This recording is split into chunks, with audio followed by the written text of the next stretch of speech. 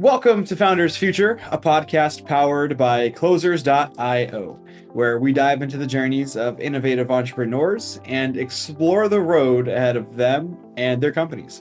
I'm your host, Nick Cicciati, and in each episode, we'll uncover the stories behind impactful ventures, the challenges faced along the way, and the strategies that are driving their future growth. So today's guest is Aaron Aguirre, a social media marketing and brand strategy expert, also co-owner over at Primo Marketers and skilled co-owner of Primo Marketers. Aaron has been able to use his skilled creatives during advertising, web design, and content creation to help boost brand awareness and generate leads for his business and other businesses as well. So his passion fuels expertise in graphic design, photography, videography, as well as all of the editing that is included to be able to transform visuals into a way more powerful growth engine for the companies that he manages. So Aaron, welcome to the podcast. Howdy, thanks for having me. I appreciate it. Yeah, man, it's great to have you. So we always like to start from the beginning, right? So take us back before you started your business. What exactly were you doing at the time, and what actually motivated you to, start Primo Marketers? Absolutely, man. It's been a huge journey to get here where I'm at today. I honestly never even saw owning a business, as part of my future when I was younger. But basically what kind of brought me here, I have a background in call center operations. So I was working for banking, for mortgages, for insurance. Actually, I was part of the, kind of giving away my age here a little bit, but the subprime mortgage crash back in the day. So I was working for a company called WAMU, Washington Mutual, that eventually went under because of that. But basically through call center operations, taking calls in and out every day, I just reached a breaking point, honestly. And this doesn't throw any shade against that profession by any means. Right. It just was hard for me to do that day in and day out. I was feeling like a robot in a cognitive machine. Yeah, and I was just like, this can't be it. So I decided to switch things up. I quit, and I had a buddy who was a friend from high school that was starting his own renewable energy company. And so whenever he started it, he's basically doing it by himself.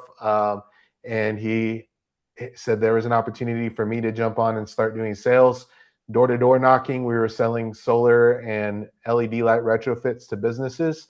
And I said, it's different, not necessarily anything I've done before, but I'm down to try and learn. So we did that in the Texas heat, knocking on doors, selling solar, selling LED light retrofits. But that was just the prequel to what he really wanted to do, which was have a full scale wind energy operations company. So he did.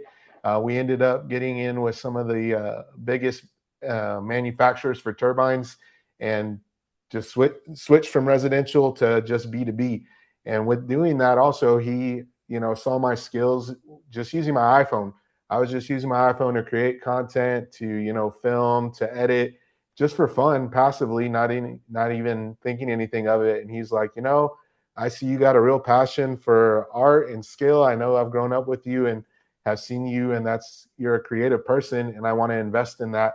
So do the research, find out what you need material wise and program wise, and I'll give you the reins to handle the creative and marketing for our company. Wow. So I was like, man, that's amazing. Like, thank you. Yeah. And, that's just a huge blessing on my life. So I started off from that kind of YouTube university education. Oh, yeah. And I was lucky enough to do that for 7 years, and traveled all over the place, filming and creating and putting amazing content out there, in my opinion, too, that, was different from what the standard was. It was very much kind of corporate world, and we were bringing in more of a, grassroots approach and trying to do the trendy type things that were eye gripping and people noticed. And it was amazing. But last year in March, actually, unfortunately, due to unforeseen circumstances, the business had to cease operations and pivot to something different. So that kind of gave me the kick in the butt where I started freelancing and was looking for jobs, and I was just kind of in between of like, I don't know if I want to just keep freelancing and do my own thing, or jump back in with a new company and try and find a role. And luckily, my cousin, he is a business coach, and he's owned a few different businesses over the last 25 years plus. And he basically said, "Hey, let's partner. I see that you have the skills that are necessary. I have the business acumen, and together we can make an amazing company." So as of January 1st this year, we launched Primo Marketers. So it's kind of a double entendre. Primo being premier and top of the line, top tier, but then also us being cousins, has that Spanish tone to it too. For sure. Yeah, yeah. Yeah, I so love that's it. that's What an where evolution we're at too. today. Yeah, what a journey, man. And I love that, I think the biggest thing to take away from this is to never cheap out on developing your own skill set, right? Because when Absolutely. you lost, the opportunity to keep doing what you were doing at the other company, right? You still had something to fall back on, which was your skill set, and that was your foundation. And because of it, you're now able to start your own business and be in business for yourself, right? Which is like the Yeah. best thing that you could ever do. So at this point in then, who would you say is like your ideal customer, and how do you go about giving them the support that they need? Sure. I think our niche is the small to medium sized businesses and also churches or ministries. And the reason why that they're an ideal customer too is a lot of times with small businesses, the business owners themselves are wearing a lot of different hats, right? So they're doing the sales, they're doing the bookkeeping, they have their hands in a bunch of different pots, and a lot of times the struggle and the need that they have is, hey, I know marketing is necessary. One, two, I really don't have the time to work on the business because I'm too busy working in the business. Mm, And then three, a lot of people just that own businesses too just aren't tech savvy, or they don't understand social media.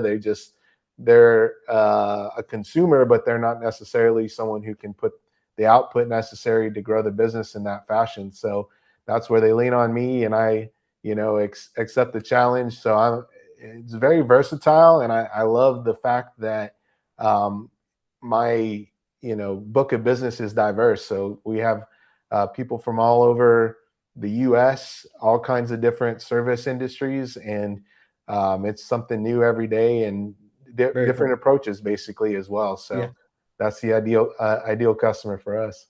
Incredible. So I am curious then, because it sounds like, you are pretty specific in who you want to work with, but you can also offer your service to a pretty wide range as well, right? So, how do you go about your marketing angle? And then when it comes to like, lead acquisition in itself, attracting the right clients, and then also bringing that marketing perspective out there so other people are aware of like everything that you guys do.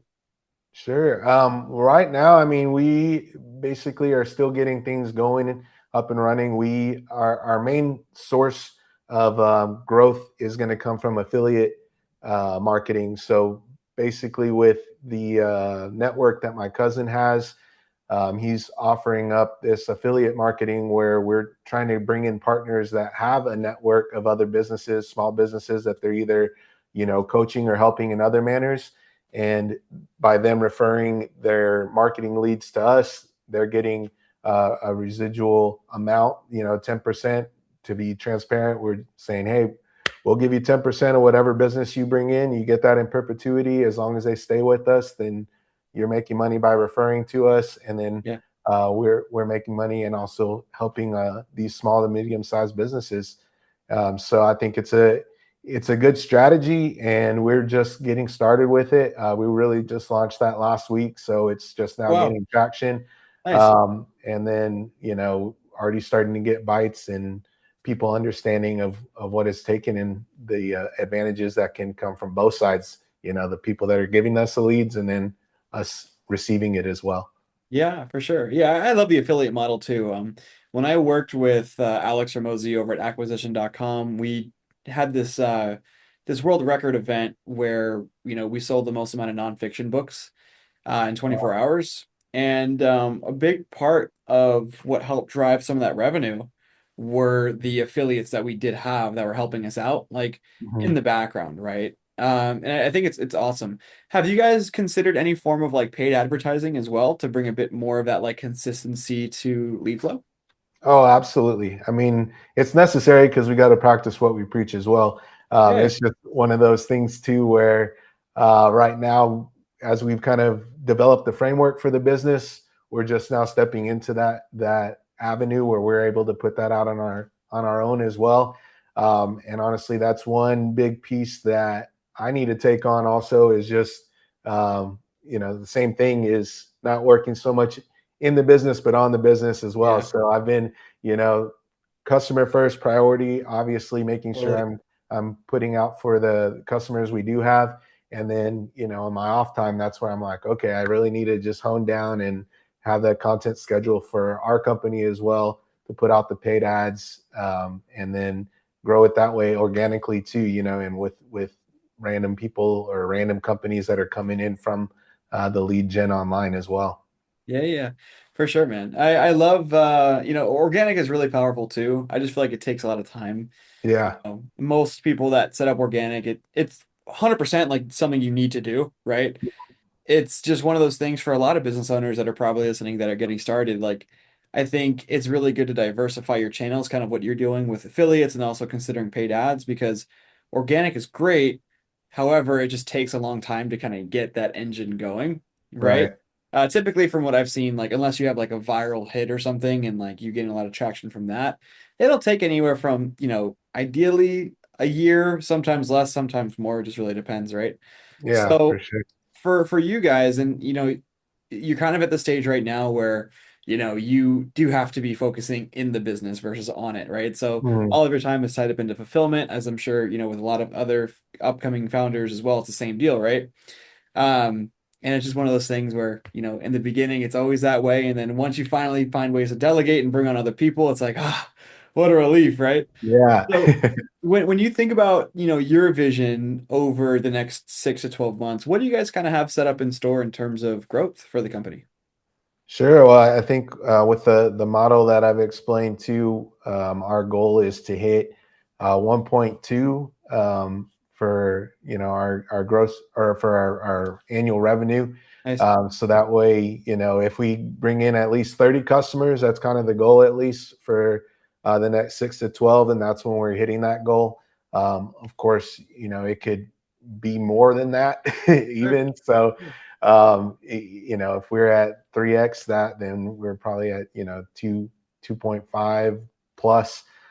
So I think it's a really fast growth spurt that we're about to hit, and it's just kind of preparing for that, preparing for the waves that are going to come. And I'm excited for the challenge, but I think we have lofty goals but obtainable goals at the same Totally. time. And ultimately, it's one thing too that I want to figure out where it's, hey, with this growth that we're going to have, is it something where, is this going to be a legacy company? Is it going to be a company where we merge with other companies? That's kind of a wild west out there with the opportunities that come from growing so fast also. So I'm eager to step into that chain and see what happens. Good problems to have, right? Yeah. What do you think might be some of the biggest challenges to, hitting those revenue targets or bringing on those 30 clients a month that you mentioned? Sure. I think the biggest challenge is just, making sure we can maintain the quality, one, and then Yeah. two, the output that's necessary. So we're already starting the preliminary conversations of, hey, we need to build out a sales team, one, and then other creators in my network too that might want to stop the freelancing or, come on as a 1099 and even freelance for us as well, that can put out the quality content once it becomes too big for just my plate. Yeah. But I think that's the biggest thing. But we are also in talks with other companies that are implementing their own AI programs that can give output and quality output Nice. as well with that. So, I mean, we're in that day and age where that's the biggest thing. is AI and how fast can it help us and take things off of our plate as well. So I think that'll be a big measure too. But same thing, it still requires human hands, quality check, small edits and stuff, because it's not perfect by any means. So yeah, I think that's going to be the biggest driver, is learning what's going to work best for us, and then implementing that and making sure it's quality as well the entire time.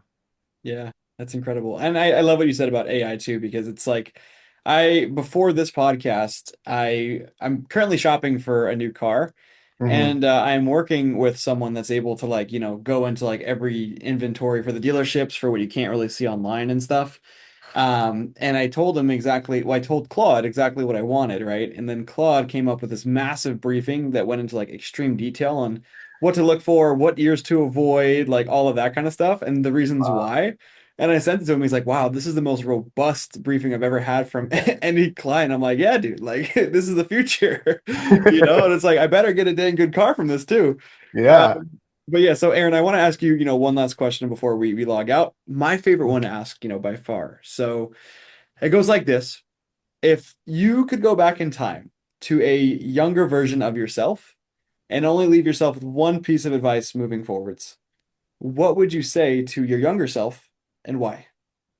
Man, that's a good one. Let me think on that. Let's see.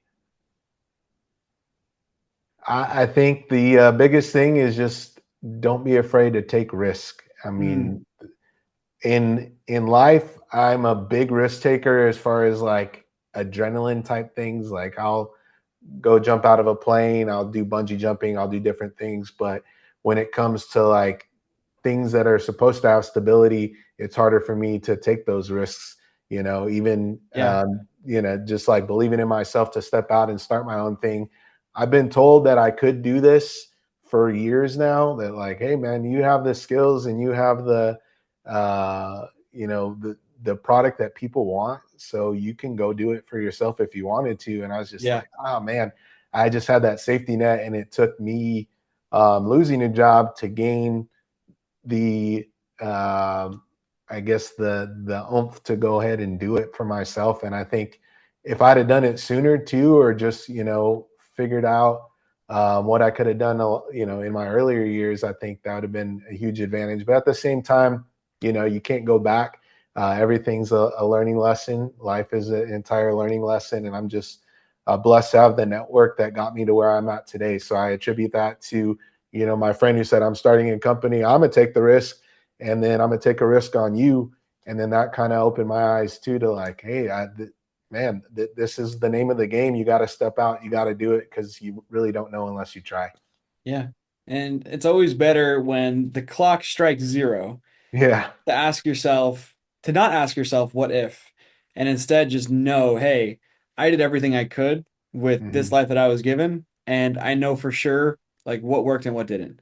And it's Yeah. always better to live with that than live with regret. I think it's one of the scariest things for me personally to ever Hmm. want to deal with, right? So Yeah. yeah, every single day, man, like take the risk where you can, if as long as it's calculated for to some extent, right? Yeah. You're not It's in a got to be position where you got to calculated. sell the dog. Like that's completely okay, right? Sometimes it's happened. Like Sylvester Stallone had to do that Yeah. before he landed Rocky, which is an incredible story if you ever heard about it. Oh yeah. Awesome. Well, Aaron, I thank just saw you. that doc. Say again. I just saw his doc on Netflix, about, it's called Sly, and he was just Yeah. talking about all the times he got the no's and the rejections, and just pushed past it and was like, I know what I'm going to do and what I want to do. And yeah, he made it. So it's a tenacity story for sure. 1000%. Well, Aaron, thank you so much for joining me today and just sharing your awesome journey and your insight with us, man. So, if there Appreciate it. is anybody that is listening to this right now that would like to reach out to you, whether it be on social media or potentially become a client, who knows? What is the best way for them to go about it?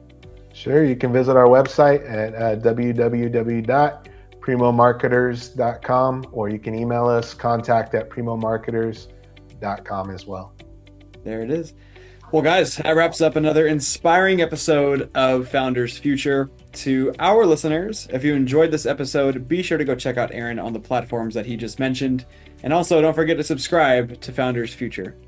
And if you are a business owner and you are looking to scale your business and you really want to enhance your sales and marketing efforts, visit closers.io to hop on a call with our team and discover how we went from zero to $30 million per year in less than 3 years.